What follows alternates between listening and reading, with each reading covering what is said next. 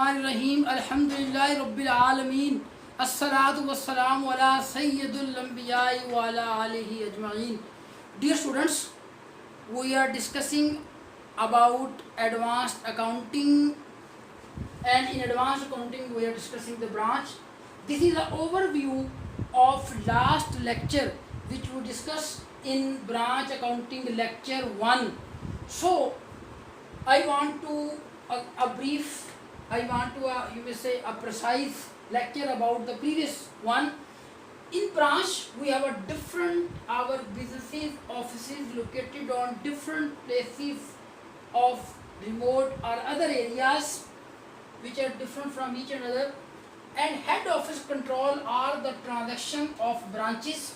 Head office is one, and there are so many, a number of branches, and head office, you may say, control and maintain the discipline among different branches. So one head office record many branches. So we have to analyze the transaction between the branch and head office. And then at the third, we discuss the types of branch. We have a home branches, we have a foreign branches. What we are discussing, home branches. Home branches may have two types: dependent branches and independent branches. Dependent branches may have many types of nature, maybe a servicing in nature, maybe a retail in nature, and etc. So we discuss the retail branch of the head office. So these are the transactions which are occurred between head office and a branch, and head office, like opening stock, like goods sent to branch, goods returned by branch, sales, cash sale and a credit sale, cash received from branch and cash paid to branch for meeting the expenses. And there may be some kind of losses which have occurred at branches, normal loss, abnormal losses, and then we have a ending or closing balance sheet at the end of period. Then we have a calculation of profit and a loss. Now we discuss the entries which we make for these transactions. In branch accounts, we discuss the branch accounting systems. For maintaining branch accounts, we have three systems. First one is debtor system. Second one, the stock and debtor system. Stock and debtor system. Third one is the final account system. We will discuss all these systems to maintain the record of branch. First one, the debtor system. Second one, stock and debtor system. And third one, final account system. In debtor system, there are further two possibilities. When we send the goods to the branch, when goods are sent to the branch, goods may be sent at cost by the head office, goods may be recorded at a invoice by the head office to the branch. Because we are discussing dependent branches, and in dependent branches we are specifically discussing about the retail type businesses of branches.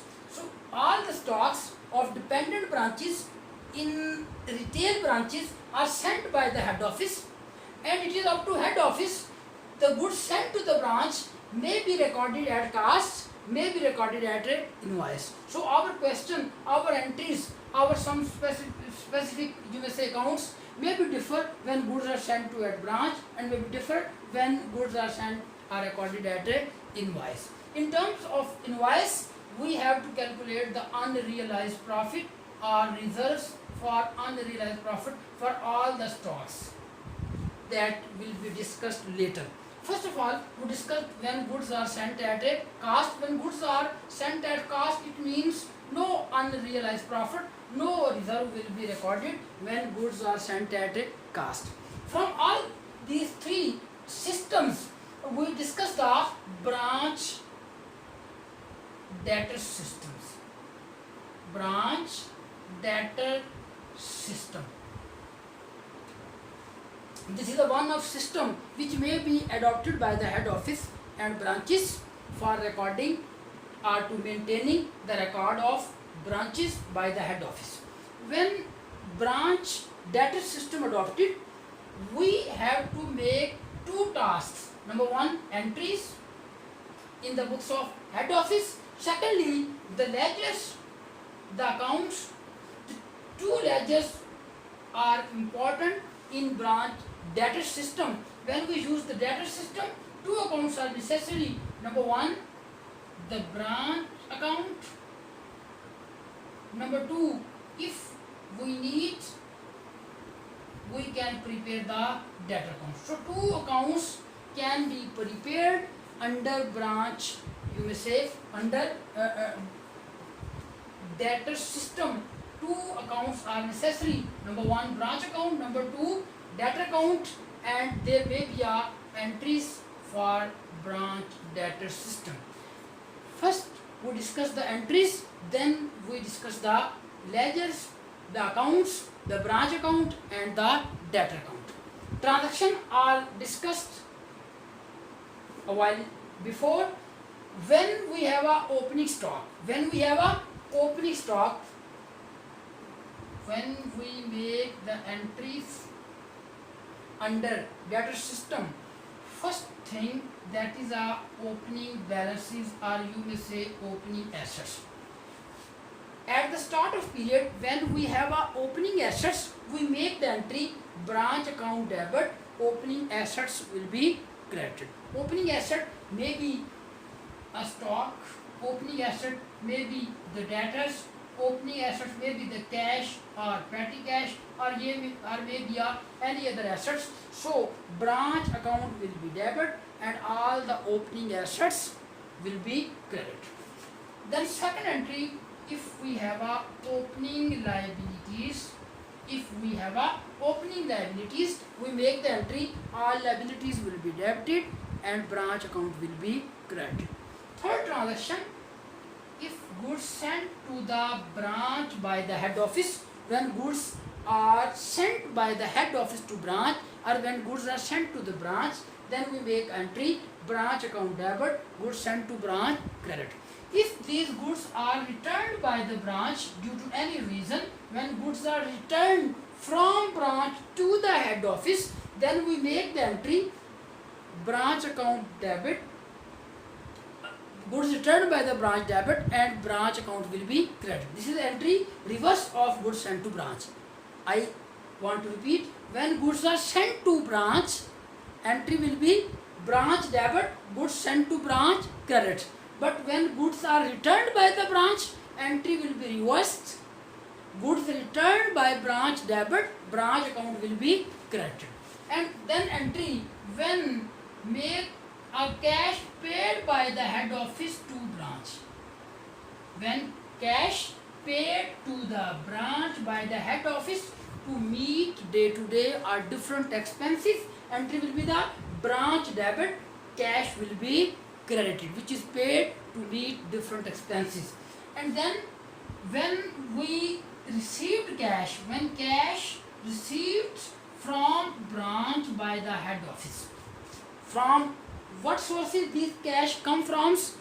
This is come in the branch from the branch cash sale, from the branch debtors. So when we receive the cash from the branch, our entry will be the cash debited and branch account will be credited.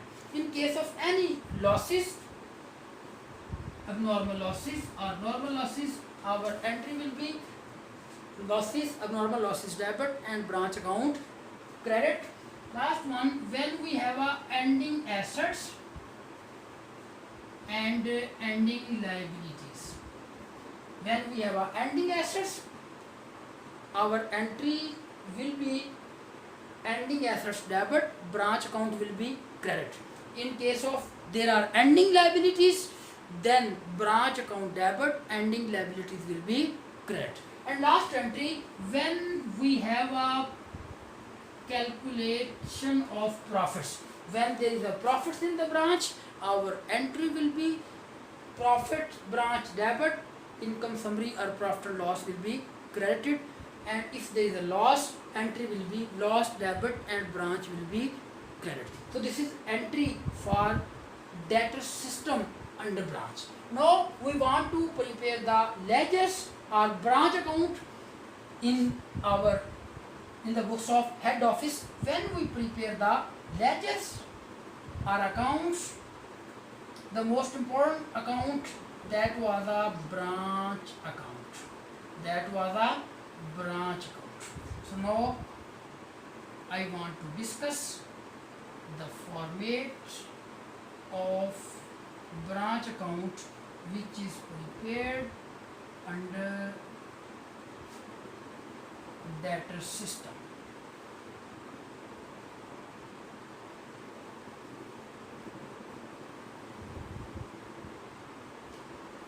I want to discuss some simple format.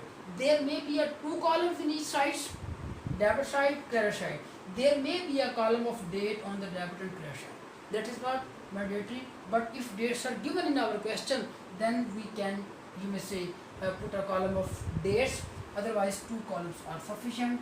Particulars, rupees or dollars or amount on the debit side, and same are on the credit side, particulars and amount rupees. Date column may be, you may say, also added.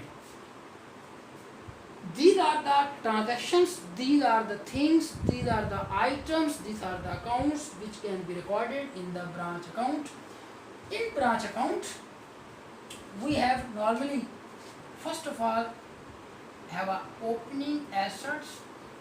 Opening assets may be in terms of stock, in terms of debtor, in terms of cash or petty cash, or maybe any other opening asset. The first item we report in the branch account, opening assets. And then second thing we put into debit side, that are goods sent to branch. Goods sent to branch, that is our second heading, which are put in the debit side of the branch. And third heading, that was a recording the expenses or cash paid for expenses. We may have a cash paid for expenses. We may write all these expenses which are paid by the head office, like salaries paid, like insurance paid, like rent paid, like advertisements paid, like paid for petty cash or paid for entertainment expenses. So all expenses will be recorded one by one in the third heading of the debit side of branch account. And on the credit side, the first thing we have a cash receipt. Cash receipt means cash received by the head office from the branch. Where is cash come from? We may put a further details for this cash receipt. Cash come from cash sales, comes from cash from debtors. If any expense, if expenses are paid by head office, will be reported on the debit side. If expenses are paid by the branch, that may be offset, that may be deducted from this cash. In case when expenses are paid by the branch from its own cash, then those expenses will be deducted, will be minus from these cash items. Then second thing, that is goods returned by branch. Goods returned by branch. Goods returned by branch is put on the credit side of the branch. Then the third thing, that is a ending assets. That will be a ending assets. So all the ending assets like stock, like debtor, like petty cash, normally all the assets which are reported opening, those must be reported as ending. So these are major 6 items opening assets. In contrast, there are ending assets on the credit side. Goods sent to branch reported on the debit side. Goods returned by the branch reported on the credit side. Cash paid for expenses by the head office to branch will be reported on the debit side. And if cash received from the branch by the head office will be reported on the credit side. So at the end, we take the balances.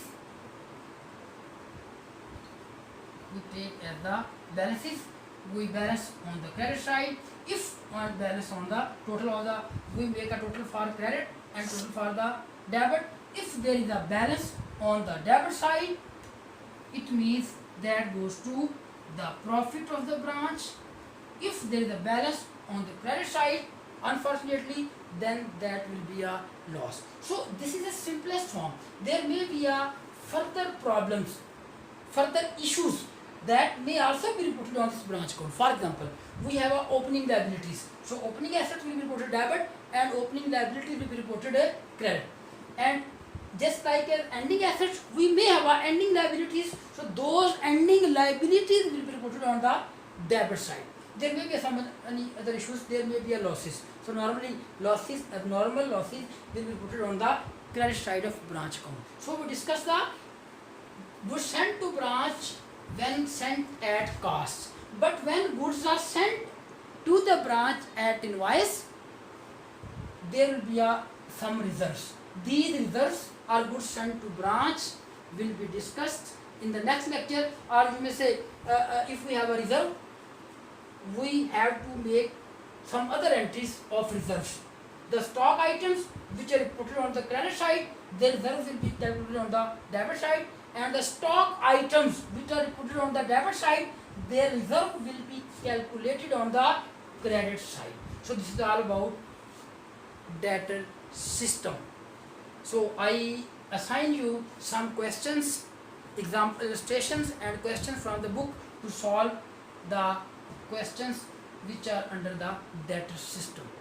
Allah Hafiz.